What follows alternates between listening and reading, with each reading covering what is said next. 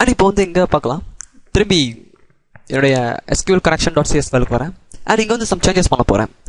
And same time என்னுடைய பக்கத்தில் என்னுடைய web.config ஃபைலும் இருக்கு.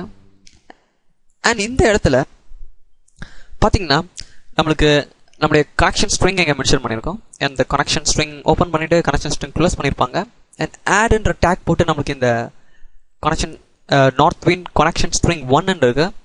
அண்ட் கனெக்ஷன் ஸ்ட்ரிங்கில் வந்து நம்ம அங்கே மென்ஷன் பண்ண அந்த data source localhost /SQL Express and initial catalog நார்த்விண்ட் integrated security true அப்படின்னு இருக்கு. அண்ட் ப்ரொவைடர் நேம் வந்து system.data.sql client நம்முடைய கனெக்ஷனை ஹேண்டில் பண்ணுறதுக்கு. ஓகே, ஸோ ஆல்ரெடி நம்மளுக்கு இங்கே கனெக்ஷன் ஸ்ட்ரிங் டிக்ளேர் ஆகிருக்கு. ஸோ நம்ம இந்த இடத்துல கொஞ்சம் மாடிஃபிகேஷன் பண்ணலாம். நம்ம இங்கே டேரெக்டாக இதை மென்ஷன் பண்ணணுன்ற அவசியம் கிடையாது ஒரு வாட்டியும் இந்த கனெக்ஷன் ஸ்ட்ரிங்கை. ஏன்னா நமக்கு web.config ஃபைலில் ஆல்ரெடி இங்கே கனெக்ஷன் ஸ்ட்ரிங் மென்ஷன் பண்ணியாச்சு. ஸோ இதை வந்து நம்ம மல்டிபிள் டைம்ஸ் நம்ம யூஸ் பண்ணிக்கலாம். ஸோ இந்த இடத்துல நான் கொஞ்சம் மாடிஃபை பண்ணுறேன். ஸோ என்ன மாடிஃபை பண்ணுறேன்னா கான்ஃபிகரேஷன் மேனேஜர்னு ஒன்று இருக்கு.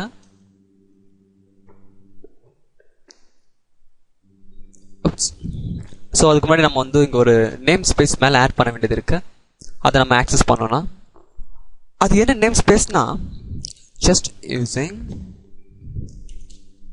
system.configuration.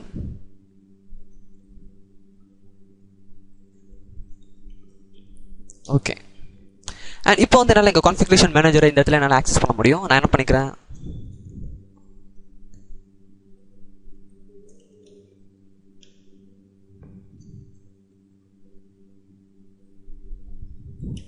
configuration manager dot and இந்த இடத்துல வந்து என்னோட SQL ஸ்ட்ரிங்ஸை நான் மென்ஷன் பண்ணுறேன்.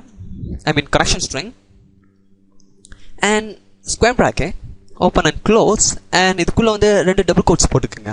அண்ட் இதுக்கு நடுவில் வந்து என்னுடைய கனெக்ஷன் ஸ்ட்ரிங்கை நான் ஸ்பெசிஃபை பண்ண போகிறேன். அதாவது என்னுடைய கனெக்ஷன் ஸ்ட்ரிங் என்னென்னா என்னுடைய web.config ஃபைலுக்கு போய்க்கிறேன். இங்கே நார்த்விண்ட் கனெக்ஷன் ஸ்ட்ரிங் 1 இருக்கு இல்லையா, ஸோ அதை நான் ஜஸ்ட் காப்பி பண்ணிக்கிறேன். காப்பி பண்ணிவிட்டு என்னுடைய என்னுடைய MySQL connection.cs ஃபைலுக்கு வரேன். ஸோ இந்த இடத்துல நான் பேஸ்ட் பண்ணுறேன். So configuration manager dot connection string. So இந்த கிளாஸை என்னால் இந்த கிளாஸ் வந்து இந்த நேம் ஸ்பேஸ்க்குள்ளே தான் இருக்குது. ஸோ அதுக்காக தான் நான் இந்த நேம் ஸ்பேஸ் யூஸ் பண்ணேன். ஸோ இந்த நேம் ஸ்பேஸ் யூஸ் பண்ண தான் என்னால் இதுக்குள்ளே இருக்க ஆப்ஜெக்ட்ஸ்லாம் என்னால் யூஸ் பண்ண முடியும்.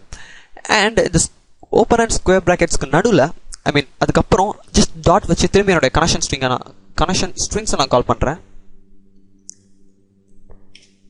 ஓகே, அண்ட் இப்போ நான் இந்த மாடிஃபிகேஷனை நான் ஏன் பண்ணினேன் அப்படின்னா, நான் ஒரு வாட்டியும் என்னுடைய இந்த அப்ளிகேஷனில் ஒரு டேட்டா ரிட்ரீவோ இல்லை டேட்டா இன்சர்ட்டோ பண்ணும்போது இந்த கனெக்ஷனை நான் வந்து என்னுடைய விஷுவல் ஸ்டுடியோவுக்கு சொல்ல வேண்டியது வரும். பட் இப்படி மென்ஷன் பண்ணுறது மூலியமா நம்ம ஒரு வாட்டியும் நம்மளுடைய கனெக்ஷனை சொல்ல வேண்டியது அவசியம் கிடையாது. அதே மாதிரி இன் ஃபியூச்சரில் நம்ம டேட்டா பேஸோடைய நேம் இப்போ என்னுடைய கரண்ட் டேட்டா பேஸோட நேம் வந்து நார்த்விண்ட்.